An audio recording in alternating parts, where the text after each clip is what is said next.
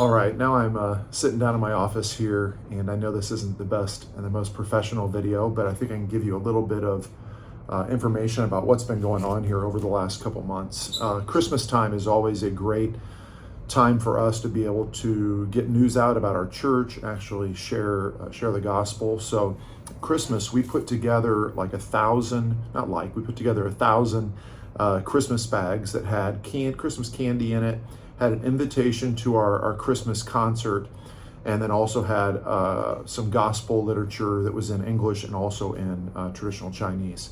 And so we gave out about 1,000 of those, and we gave them out while we were caroling. And so there was a little bit of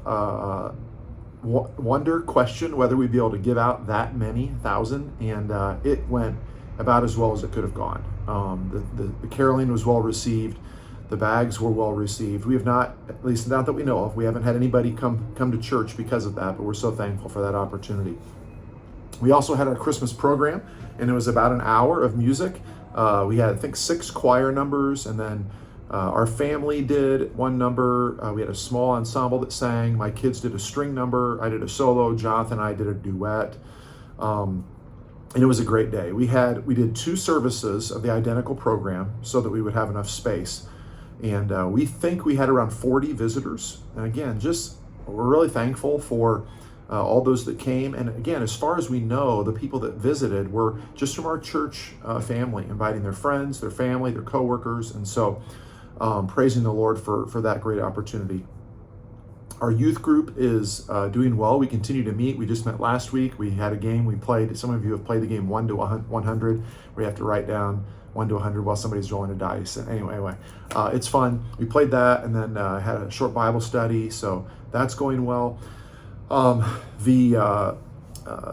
Recently, I took a trip to Laos, and some of you heard about that. And missionary Derek Thomas, who is a missionary to the Ukraine, called me on a Tuesday and asked me if on Monday I could travel to Laos and teach a week of classes on Old Testament survey. And I was a little overwhelmed with that idea. I'd never taught Old Testament survey.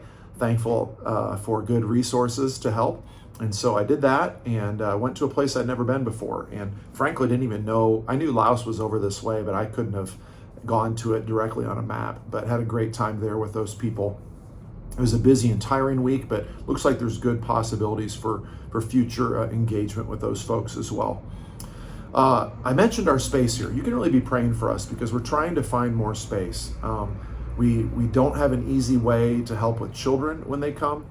We don't have an easy way to do Sunday school. We're talking about VBS. We don't really have room. We just have one big room, one big space. And we really don't have enough space for everybody when we have our church services even. And so it's getting to that point where when people come in, it immediately looks crowded.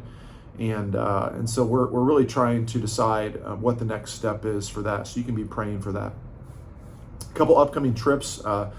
Tiffany and Jonathan and I are traveling to Singapore in March for a wedding of some dear friends. And then in April, we'll actually be coming back to the U.S. for about 2.5 weeks. My son-in-law, Zach, is getting ordained.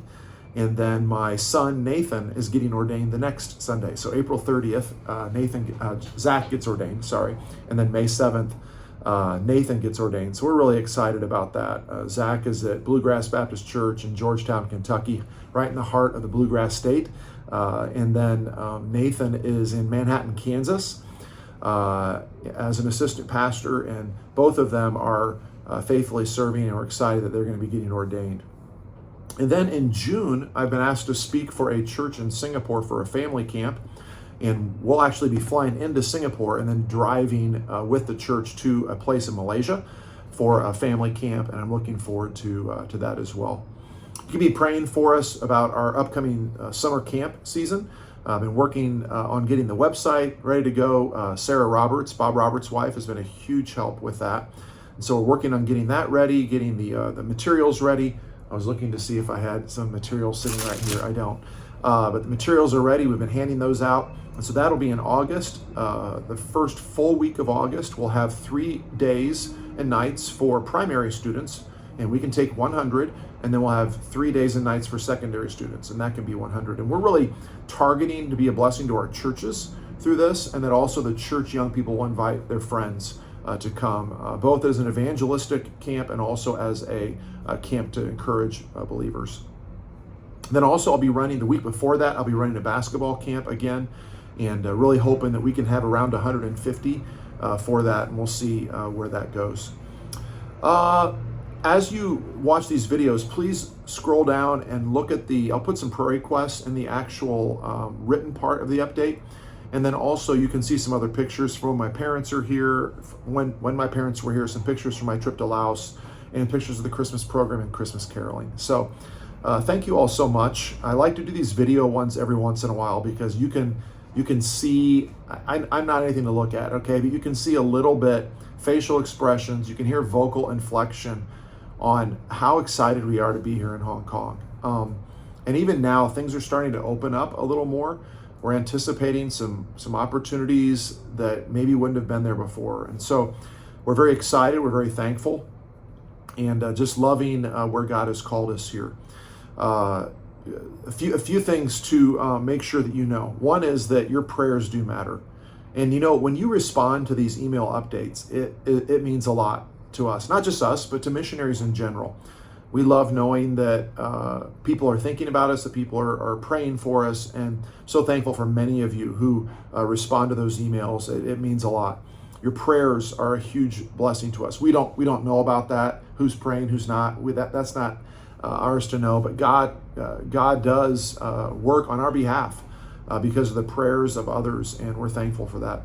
And then obviously for your financial giving. Some of you have been giving individually to us for a long time, since right from the very beginning. It's just so humbling, so overwhelming to think that God is using you in that way. And then to our churches, I think we have close to 60, maybe 62 churches that are supporting us, and just thank you for your sacrifice and your labor of love. Your ministry expands by the way you are giving to missionaries, and we don't take that lightly. We try to use those funds carefully, and we're excited to see how God will continue to use the ministry here in Hong Kong. Well, this video's too long right now anyway, but I hope it's been a help for you to see what we're doing, to get a little bit of idea of what's going on here in Hong Kong. Thank you for your continued prayers for our family, for me, Tiffany, and Jonathan. And I keep telling Jonathan and Tiffany, one of these times I'm going to make them talk on these videos to tell you what life is like for them. So God bless you, and thank you for your continued care for us here in Hong Kong.